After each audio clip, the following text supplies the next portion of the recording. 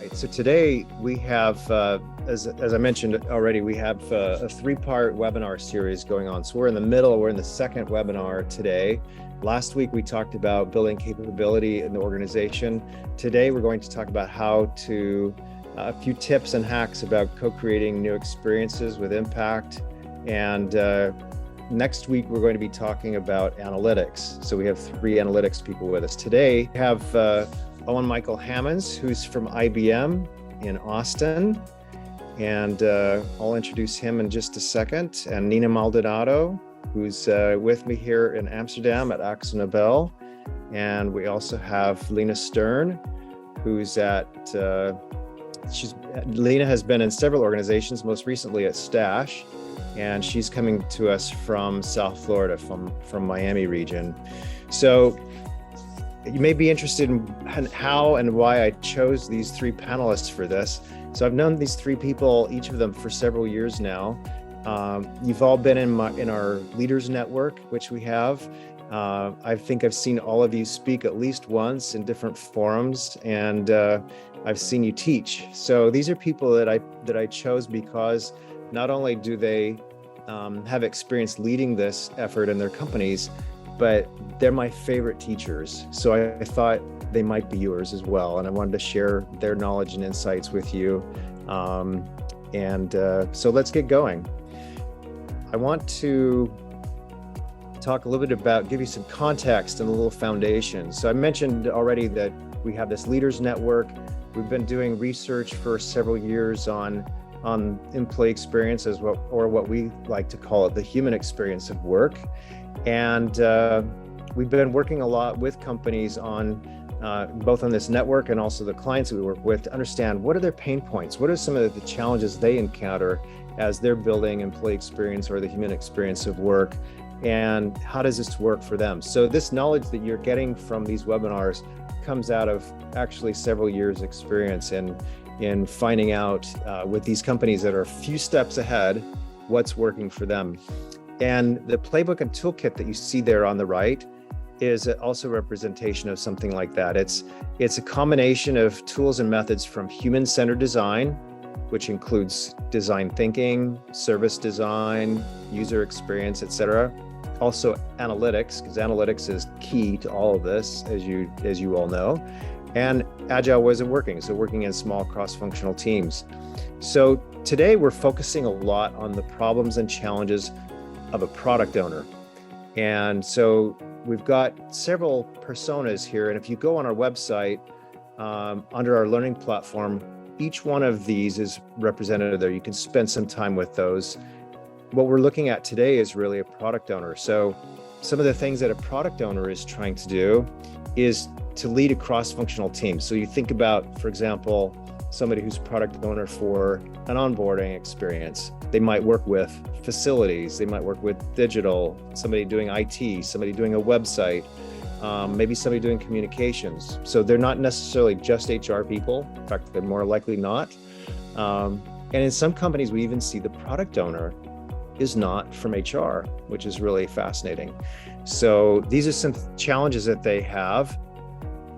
And we've developed, sorry, the font here has gotten a little bit big on some of these, but again, this is on our website if you want to take a look at this. We've developed a curriculum that helps support the development of product owners, which I encourage you to take a look at, again, on the website. So, and we also do a boot camp, which teaches the tools and methods for this. So you see from human-centered design, from analytics, from agile there, which is slowly unrolling, some of the tools and methods. You get to learn and how to facilitate 30 different tools and methods. So you get facilitation guides for each one of those as part of that boot camp. So let's go ahead and meet our coaches and talk about today's topic. All right, so first thing that we teed up for this was the idea of how do you move something along in product development. So how do you move from an idea to a new product or service? That was the first question that we thought of. Secondly is, what do I need to know and do as a product owner? And so that's another key question all of us have. And where do you get good data? How do you know what to do with your product development? So make sure, especially at the beginning, you're identifying the right problem so that you can get the right solution out of it at the end. A lot of people are curious about what exactly is when we say prototype, what is that? What's an MVP? What's the difference between those two? And how can you best manage a backlog of products? If you have several things going on, or if you have a product itself, you're trying to move it through, what are some tips for how you manage that? Another question is, what does a product development roadmap look like? So we're going to get into these questions today. And last, of course, I think we all want to know, what are some good ways of measuring all of this and making sure that we're doing the right thing? So let's start with the first one, and how I moved from a Du hast Handschuhe in deinem. from an idea to a new product or service. And Lena is going to answer that one for us first. Lena, I'll let you go first. We'll rotate through this so we can hear everybody, but Lena, kick us off. Sure, sounds great. Thank you, Elliot. Great to be here.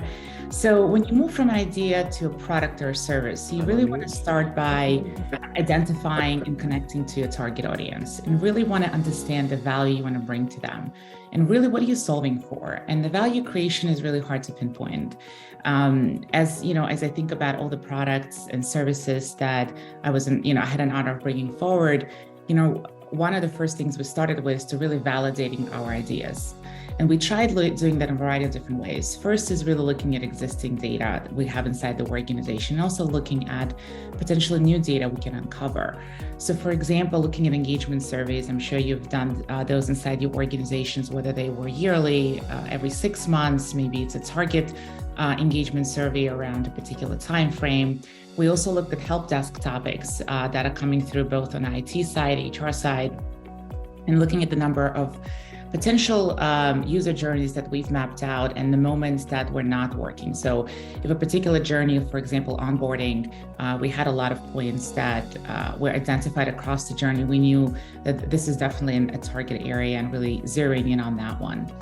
And then after you really, zero in on what you're solving for, then you want to create that prototype. And we want to test it out with potential customers inside and outside of the organization to really figure out what they think about that and whether or not it works as intended. And I'll say works as intended again, because I do think it's really important. So for example, I've been in an organization where I've identified leadership development as a major gap. Everyone really were rooting for it. They wanted this. So it was a clear need inside the organization. And we decided to build a platform with dedicated learning paths for everyone. And our intention was to create a self-service place so people had an opportunity to go in and out as they please, but also had a choice of the type of learning path they wanted to take. However, once we rolled out our MVP, we realized that not everyone could participate on this platform because not everyone in an organization were given the time to learn, right? Some folks were hourly, some folks were with customers, in the field, and so they didn't have that physical opportunity to participate with the platform, even on their mobile devices. So great idea, great product that was extremely needed, but the context didn't work. So again, really validating that idea is really important through your MVP. And then finally, figuring out your investment, right? And I don't mean just the budget, which is really important, or the sponsorship. I mean the time and resources you have to invest in that, and the organization has back to really adopt that. That's sort of the top 3 things I would think about in terms of bringing your idea to life.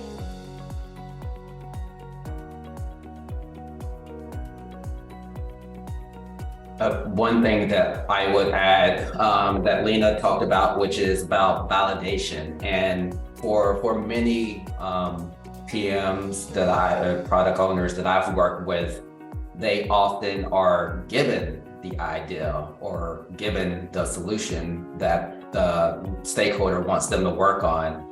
And even with those, when it's presented to you, I would highly encourage you to still validate it. Make sure that it is something that is going to clearly solve the problem or the challenge that the organization is looking to solve then as well too. So, and the only way you can do that is, sharing those ideas with the actual users of that product or service that you are going to be developing then as well too. Not your HR peers, not with the other leaders, but with the actual employees that is going to be using that product or service then. And so when you do have that idea already presented to you, work with your leadership and says like, hey, like, thank you for this idea. I still want to make sure we validate this. And so and I may come back to you with what we heard from the employees then as well too.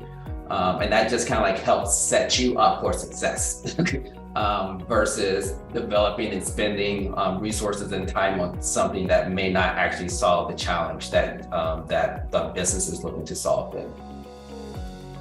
No, definitely I agree with you with what Lena and Owen have said already. I think it's extremely important that we take this a step-by-step approach, but that we also bring the people who we need to have with the right sponsorship before you actually start investing in a lot of money in something that probably nobody wants or is not going to be supported by your senior leaders. So definitely agree with it. So first, I think it's really important to understand your role as a product owner. What does that mean in the context of your organization? How did you define that? And make sure that everyone else in the organization knows about that. So it's a little tidbit of, just bringing education awareness inside the organization and outside of your team. I think the other piece is really defining a specific theme, a topic you want to address, and kind of what we just started with, how to bring idea to life is really want to be clear and know how to not only influence inside the organization, but also look for empathetically what is not working or what are some of the things we want to develop more of.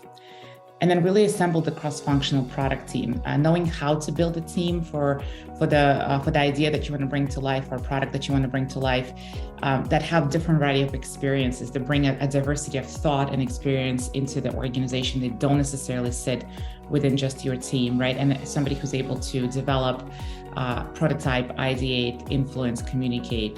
It's kind of the folks that make it real. You also really want to be aware of what's happening in the market. What are others building? I know all of us are talking about this open AI, right? Well, everyone's talking about it. How are we using it? Are we using that inside our organizations? So we really want to do that competitive analysis and research, understand what's happening in the space, what other products and services already exist. People tend to love to do things that make sense to them, right? Because we look at Amazon and we wanted to order from Amazon or any other website, Google, we kind of get a sense of how they are built. We want to either create something that people are comfortable with or something that has relevance to us. And then we really want to make sure we have that sponsorship inside the organization, as everyone already mentioned. But it's really that support that kind of opens doors for you as you move through your even budgeting process. And you have that resources and time and the space and the team to really drive it forward. So all those things are typical to I think a lot of other roles inside the organization, but I would say the ones that I would highlight are having the right, diverse, skilled team that is able to bring that to life, that represents many views inside the organization, and doing that external research and sort of knowing how others have done that or not is also really key. I see Nina's back with us, I'll throw it back at her.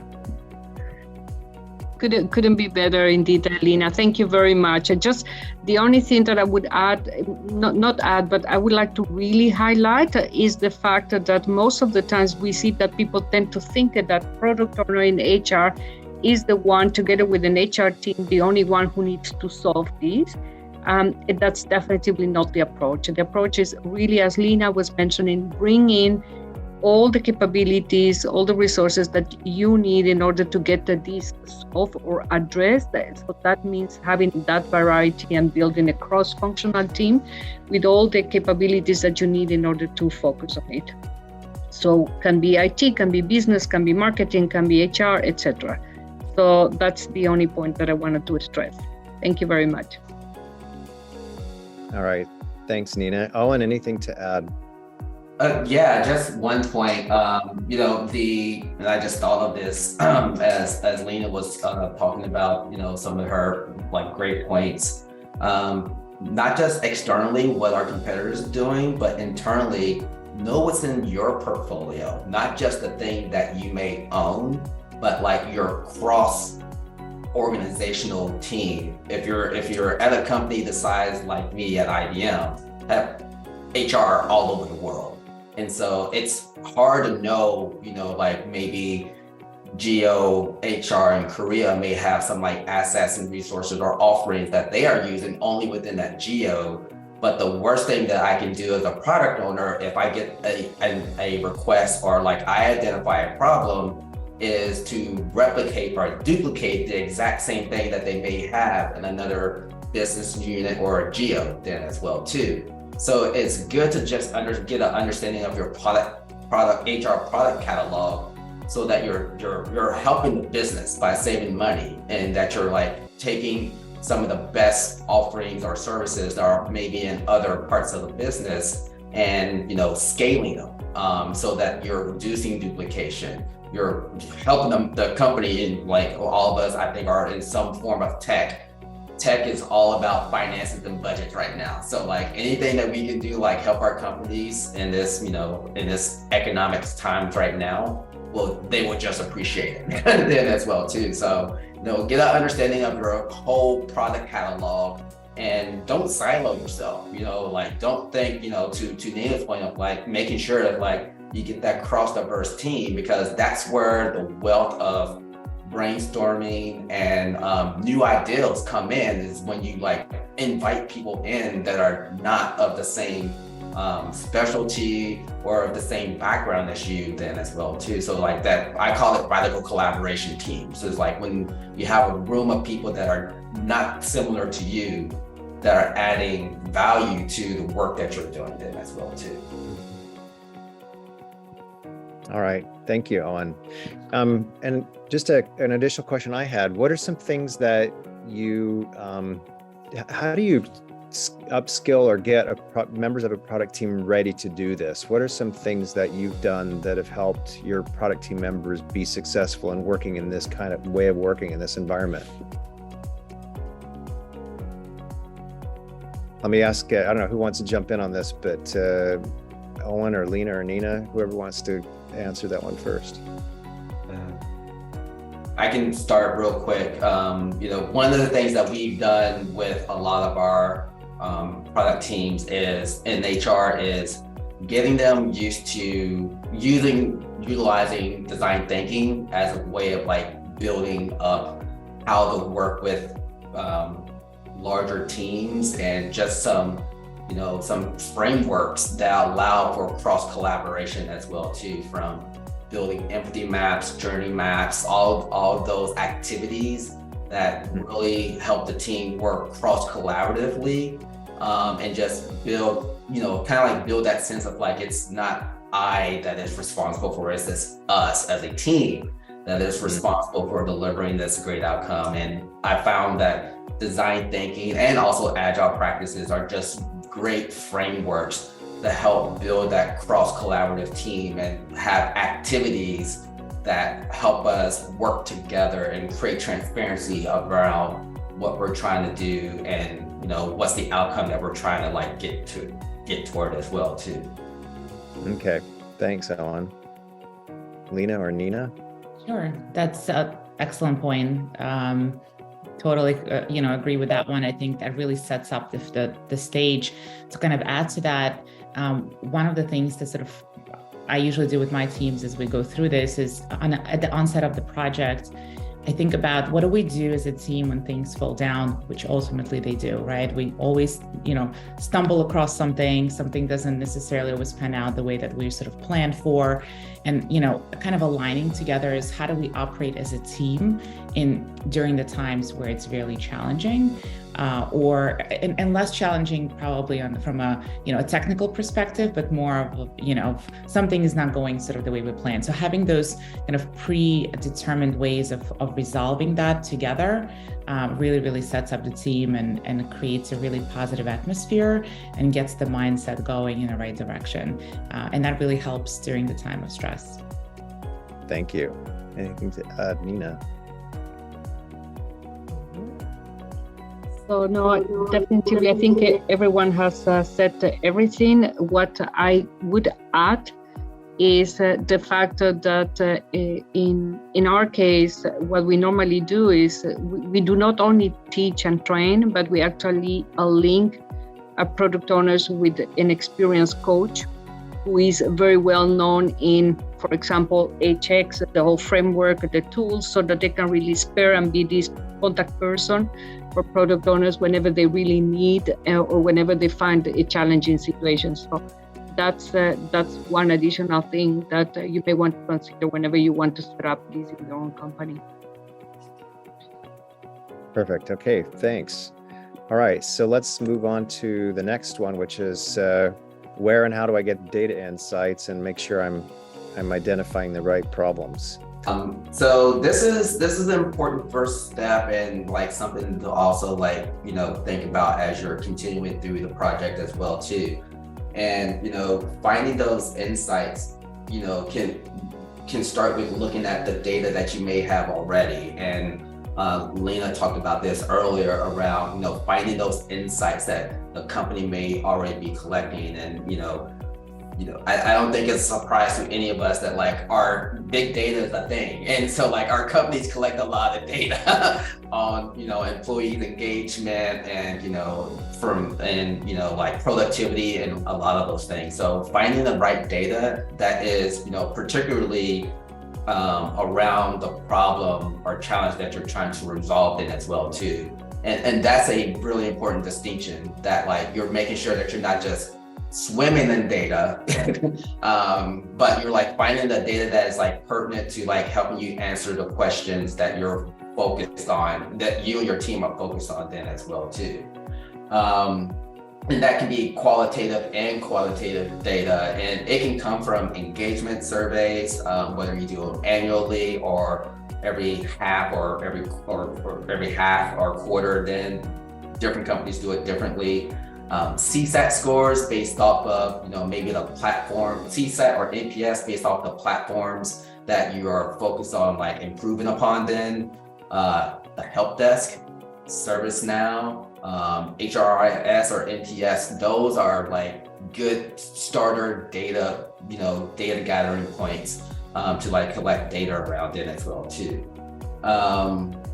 Then like once you have that data, I would encourage you to like understand like where are the gaps then, and those understanding the gaps in the data, whether it's qualitative or quantitative, will help you come up with a more strategic research plan to fill those gaps then as well too. Because the last thing you want to do is go back out to employees and ask them the exact same questions that they've already been answering then. You can come off as like they're not listening to us then. So like making sure that you're answering the questions that are more strategic and filling the gaps in the data that you don't have then as well. And then, you know, all of those will just help you fine tune the problem area that you're trying to resolve in as well, and continue to iterate and possibly even reframing the questions that you're wanting to get answers around in as well too. I think someone mentioned in the chat about bringing in the business metrics as well. So just to touch back onto that one, I think the business always has an opportunity to ask us for the dashboard, which, you know, I think is important to sort of get to. But I also think, you know, some of the things that we can imply is helping them also measure success from a business perspective. So for example, if we rolled out a product that's touching the entire organization and the organization is driven is a product-driven organization, right? You're bringing something to market as a company, you can look to say, okay, because of this program or because of this experience that we've built, now we're able to bring this product to market faster, right? And you can actually correlate those two pieces potentially to say what was the impact of whatever initiative that just occurred, and how do we bring that business success forward. So thinking about the existing, you know, OKRs or KPIs that your company currently measures, which is product to market, speed to market, filling in a particular, you know, gap within the organization, whether it's talent acquisition gap or, you know, or beyond that, right? And then tying your experiences that you're building and services that you're building to that KPIs that they have. it's a deeper topic, but I just wanted to mention that there's definitely an opportunity to sort of do that. Excellent, thank you. Let's go to the next question. So we want to talk a little bit about what a prototype is. So we want to ask Nina for this one, please. Just kick us off. Very good. Yeah, so I also wanted to refer to a point Joran was making on the chat with regards to a product owner is also the one who represents all the key stakeholders.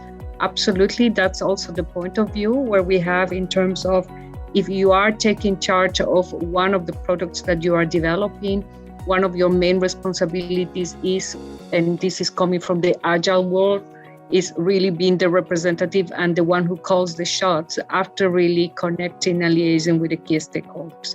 Absolutely, that's an important one. Now, we have been talking, and Lina and Owen, we are talking about prototyping and MVP, and let's just clarify some of those terms so that we make sure that we all speak the same language.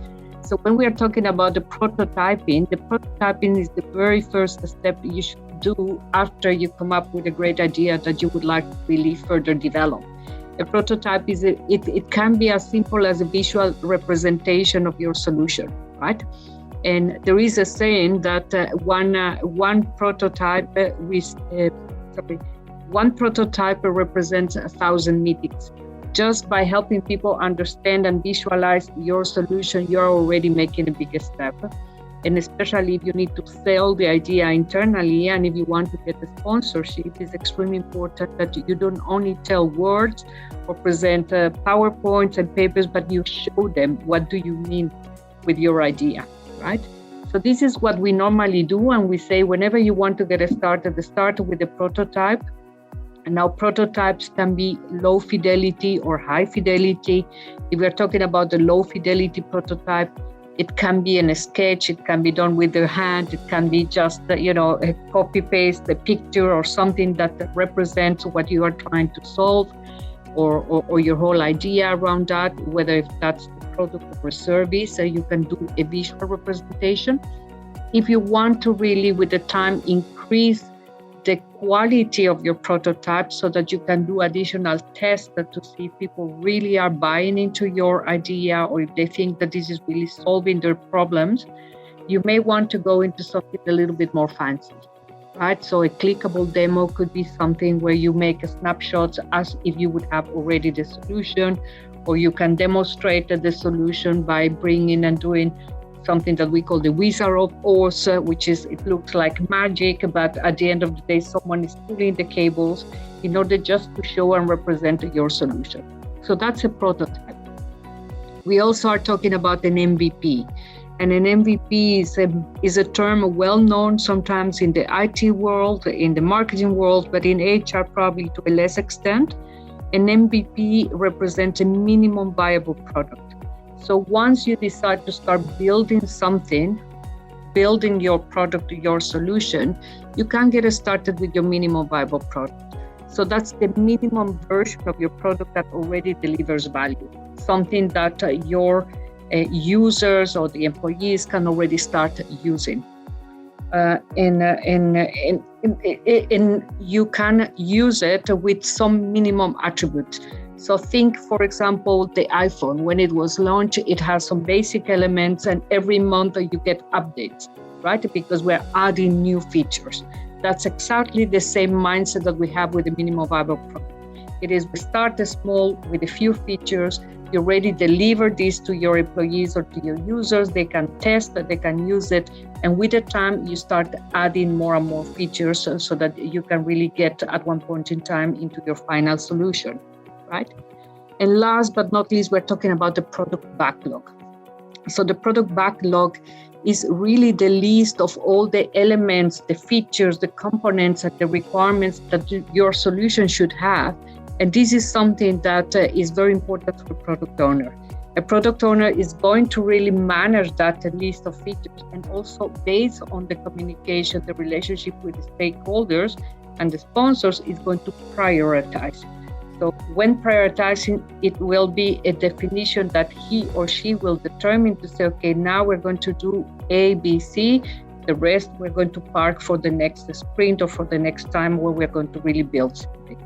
So this to give you an idea, we're introducing a few concepts, and I know in the program of HX product owners, we are talking also about those elements and giving examples so that people feel much more comfortable with them. To give an idea in general about how do you bring all these elements together, I just wanted to share an example of something that we had in AkzoNobel when we launched our mentoring program. So when we started with the mentoring program, we started with a simple prototype, which was asking a question into our intranet. Are you interested in mentoring? It's as simple as that. Then we start connecting people by having a worksheet of people who wanted to be mentors and mentees. And on the backside, we were doing those links manually. Then we decided to automate, right?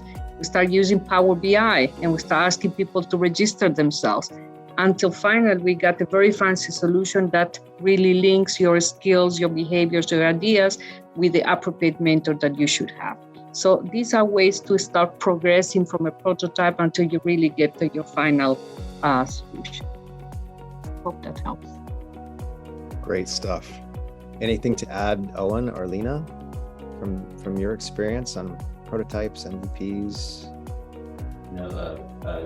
I love Nina's quote, like a prototype is 1,000 meetings. It's so true. I think we forget sometimes of like seeing things we can talk and wave our hands all day long, but sometimes seeing something even at its lowest fidelity and being able to tell a story around it can help transform how people can see the value of what you're proposing then as well too. So, and also Nina talked a little bit about low fidelity.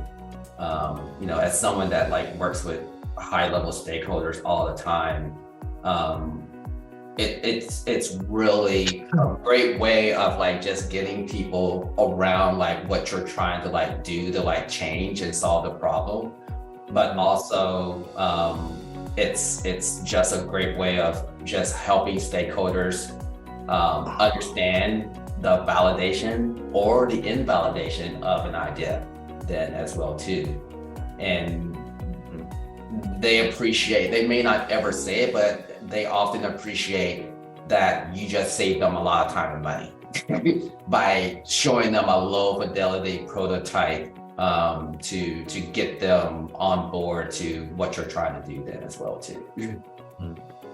And just I agree. It's pictures worth 1,000 words. I'm going to use that definitely in my next conversation for sure. I did drop a name of a tool that I use for prototyping. That is, something you can do without a lot of training, which is Figma. And it's a great tool to not just prototype, but also do a lot of cross-team, virtual conversations, if you will, whiteboards and things like that. So it's really useful. It doesn't require a lot of skill in terms of being a designer. So it's something you can play with. Excellent. Thanks, Nina. All right.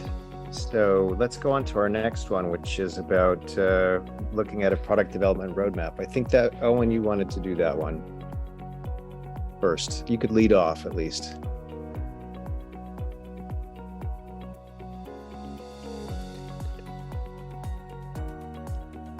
So, Owen, if you could share a little bit about what does a product development roadmap look like at IBM, and how do your, what's the role of product owner with helping to manage that product development roadmap?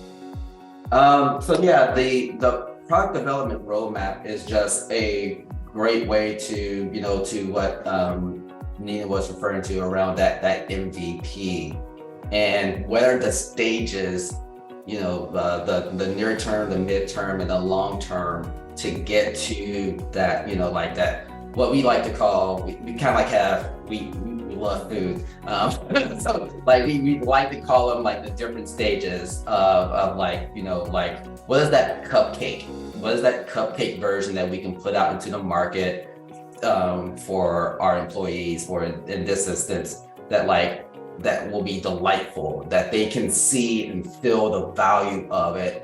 But it's nothing, we're not going for what we would call the wedding cake, like huge, big, large investments, multiple people involved, and can take a considerable amount of time and money for a team to develop that as well too. But like, you know, the roadmap is around like, what's the quickest thing that we can get out there that's an MVP, or what I like to call an MDE, a minimal delightful experience that employees can appreciate and like see a value in it, or give you quick feedback and says like, it was kind of there, but you know, like if you did this, this, and this, you can like, you know, it will like improve upon that then as well too. And that will take you to either, you know, if it's great, it will allow you to like go to the next stage of that, which is what we call the cake. You know, like you spent time on the cupcake, you found investment in it, people enjoy it. And you know, like, and now you like want to take it to the next level, then like add some features, add some like capabilities that are been asked for, you know, particularly that are been asked for by the employees, and add value to solving business outcomes. Then you can take it to that cake layer then as well too, which will continually add on that. And then you can go to that wedding cake then. And like, now you've like showcased like the big shebang, and like you're really getting people excited. They're seeing value. You're getting more users of it then, like you're getting great CSAT and NPS scores. And so that's what that roadmap is. Like, it's a very intentional roadmap that's focused on the business needs and the users' needs that can like help you deliver in increments over time versus trying to deliver it all at once as well. Great points. Thanks. Lena or Nina, anything to add? Nina, I think you have something. Yeah, I wanted to add something. Yeah, so we need to play with the mute and unmute, but just one thing. Some of you may wonder why this roadmap is extremely important. First, it will give a great vision to your sponsor, to your business leaders, to whoever you're working with regards to, okay, how will the product evolve until you will build probably the final version, and sometimes it's never final because you can always continue to improve it. So from that perspective, in managing your key stakeholders, to manage and get the support for funding is extremely important. So it's really good to keep an eye on that. But second, you can always share with your employees so that you can actually help them to see that this is something that is going to evolve, right? That we are going to take those different stages, as Owen mentioned. And that to me is what makes it really important, that when it comes to roadmap, you also created that vision in which you help everyone see that, okay, we are starting small, but this is something that eventually will grow up or will become a final product, and actually you can scale as well. And that needs to be part of your roadmap definition as well.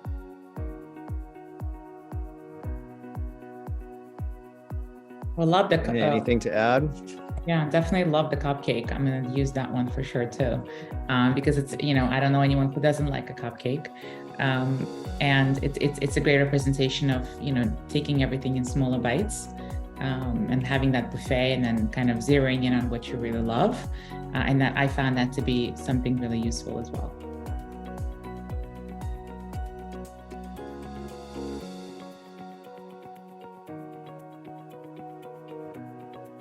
You're on mute, Elliot. To say, this conversation reminds me of, I worked for several years with a consumer products company, actually several of them, but one in particular with the product development team. So all of this comes straight over from product development in other areas. This isn't something that just got cooked up in the last few years for employee experience, as it were, but has been something that has been around for years. So really, I think one of the things that we're learning is in HR, we're starting to import all these other ideas from other ways of working in other functions in the company, and making us act more like a small entrepreneurial business in product development, which is really cool to watch. Okay, Our last topic is about measurement. Joram, a couple of times I've noticed you've put in some comments, so I want to make sure we address yours here. Would you like to ask your question and make sure, or have we covered it so far? Okay. So, yeah, you've covered it. Yeah, my perspective is maybe a little bit different, as I'm, like I said in the comments, responsible for our customers' HXEX experiences. So this is, if I'm understanding it correctly, this is more like looking at your internal clients, right? In the company itself. For me, it's like the other way around. So, but I'm also enrolled in the bootcamp and the product owner course as well, and I will see all three coaches here and there. I saw already. So I would like to shed some light on that, maybe in a later stage. Great. Some more. Thank you.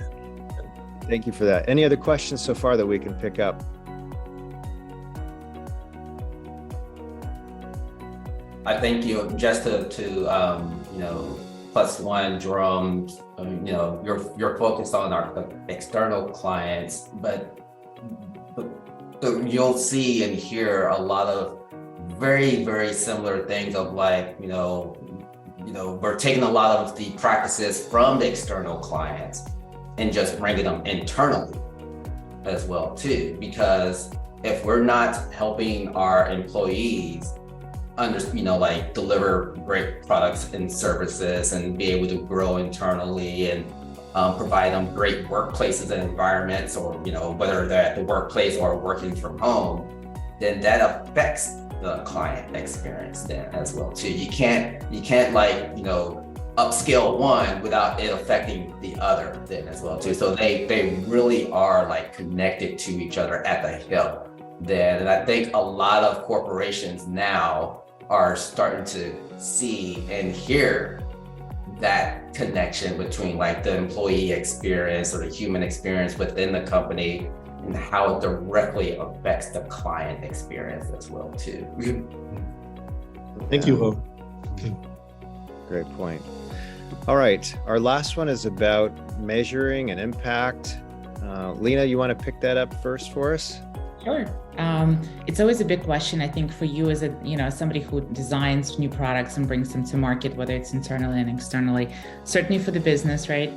But also for the customer, right? So there's different ways to look at measuring success. First, I would outline what is really important for us to measure and why. Who are you measuring for?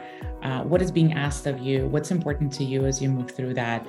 Because it's not just a measure of success, but it's a measure of reevaluation and that feedback loop that allows you to make a better cupcake and then a wedding cake. So there's different types of metrics to speak to a variety of different initiatives, whether they're large and small. So I wanted to kind of highlight two to make it more practical. So for example, if you're rolling out a really large initiative, like a platform for recognition and engagement inside the organization, or any platform to a customer, you want to identify sort of few key things like adoption of the platform through traffic numbers, eNPS or NPS scores post, a release or a rollout of something on that platform. Increase in participation with a portion of the platform. How do people engage with that, right? Big ticket items that test the value add that you bring to the customer or the end user. And we call those assessment metrics. And again, these are usually, you can apply them across a variety of different initiatives, but I like to use them for larger initiatives, and it gives me that scale. So if you think about success at the experience level or the experience metrics, you can identify a moment that matters, a step on a journey, something that's could be perceived as small, like creating a new moment that matters during an onboarding process. For example, all new hires are getting their laptops set up and emailed to their homes prior to day one. Very small moment, right? But to see if that is a positive change that impacted them, are they able to then onboard quicker, faster? Are they having a delightful moment? Are they feeling more connected because they have more time to spend on values and culture? So, I say, how do you eat an elephant? One bite at a time. So I would think about, what do you want to measure, why it's important, and maybe almost separating the larger pieces of work from those experience metrics. in the US recently, we started to have these physical moments when you go into a grocery store or like a big place and you kind of see 3 little faces in different colors, my great experience, something in the middle, and I didn't like it, and just sort of click it as you move along. It's kind of similar to that. That's what I mean by experience metrics. I'd like to add something. I definitely recognize those metrics, Lena, and I really like the way how you really explain and presented them. In our case, we have the assessment and we have the experience. We make a slow difference and we add a third bucket where we call the impact. And when we look at the impact at the end of the day, is what is the outcome that you wanted to achieve in first instance? Is it to create cost efficiencies? Is it to create a higher engagement? What is it? Right? So we kind of separate from the assessment, because in the assessment part that you can actually look at many metrics that will probably be output metrics and not necessarily outcome metrics. So we always, in our case, try to make it that clear distinction that one thing is output, for example, how many people come to the platform, how many people interact with you, how many people have taken that learning, how many people have gone through the onboarding process, you name it. But at the end of the day, what we're actually looking is have we been able to reduce time, how we've been able to reduce cost, how we've been able to create efficiencies, you name it. And this is what we know. In our case, it resonates strongly with our senior leaders. And hence, one of the things that they are looking for. And most of the times, when it comes to marketing, when it comes to something where you launch to your external customers, it's easy to manage, easy to assess, and something that, when we do benefit management, we track a lot. But when it comes to HR, we noticed that not everyone was used to it, and there was a lot of hesitation also from senior leaders to invest because they just simply don't know what the impact is, right? And we are more proactively communicating that impact so that they see that there is a benefit, a real value added from what you're doing. Owen, anything to add? No, actually, Lena and Nina cover a lot of like the really great points around measuring success and. Thank you. Well, any questions from the group before we wrap up?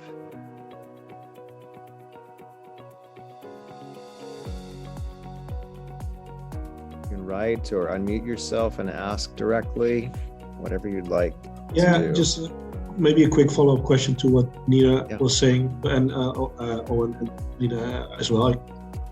Does the measuring often includes like work that's being done by your usual suspects, like the data analysts, data scientists, or doesn't it always have to steer in that corner as far as the measuring, the work that needs to be done around the measuring part? I think it's a collaboration. Anytime we're working on projects here, we're always involving, or if they're not directly involved with the team, they are aware of what we're trying to do, what we're trying to measure, so that we're not duplicating work. And they're also like, it may be of value to them to add it into like their core metrics.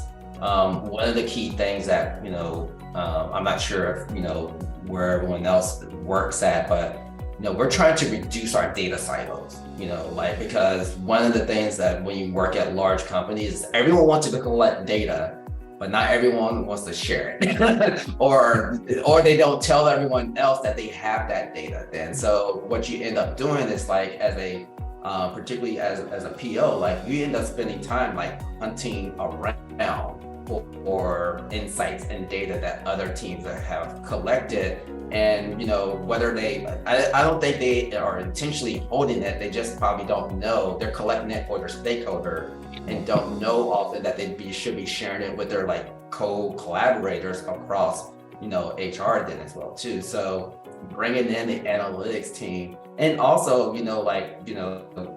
not to get feedback possibly from your peers, but to like inform them. It's like, hey, like we just did an awesome playback with our stakeholders. here's the playback and here's what we shared with them then as well too.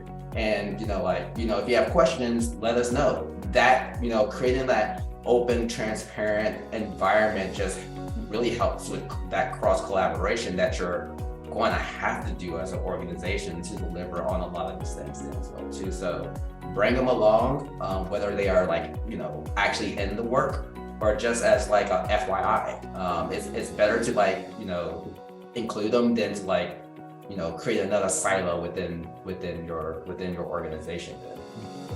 Right. Thanks. Great. Thanks for your question. I literally go to them and ask them what their KPIs and OKRs are. And I kind of do like reverse back. So I start with the business KPIs, OKRs, and then I deliver back into that. And that ties back directly into the impact ROI. So as opposed to creating my own, I just piggyback on the business, which drives a lot of alignment right away.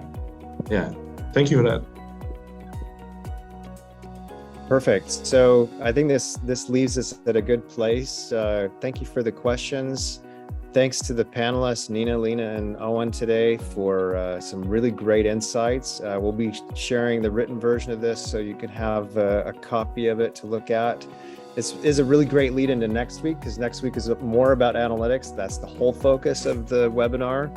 And our 3 guests next week we'll be talking both about people analytics in general as a function, but also analytics specifically as it relates to the human experience of work, how to set it up and measure it all the way from research and exploration and discovery through to designing and implementing new products and experiences, and how do you measure once you have it on the road. So please join us next week. Wish you all the best. Thanks again for joining us today, and we'll say goodbye to everybody. Thanks again.